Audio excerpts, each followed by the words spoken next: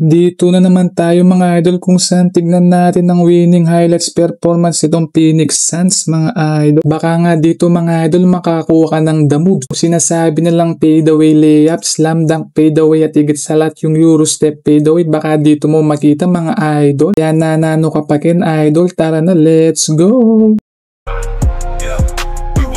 Be the same, looking back at the past, all the lessons that I learned, every fall, every loss. Dito nga sa naging laro ng Lakers versus Suns, no, kung saan naputol ang win streak ng Lakers mga idol.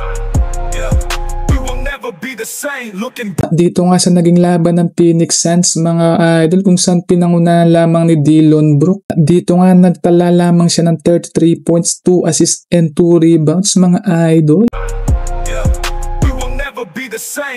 Kaida ng Dillon Brooks kapwersa nanay dapat din rin kasanggaging liga eh. O na nga liya idol rin nga kasangga mo gen liga ng katako bola kani pang katako mamulutan niya ka mapatad. Diyan nga mga idol, anong nagustuhan yung winning play highlights ng Suns diyan mga idol?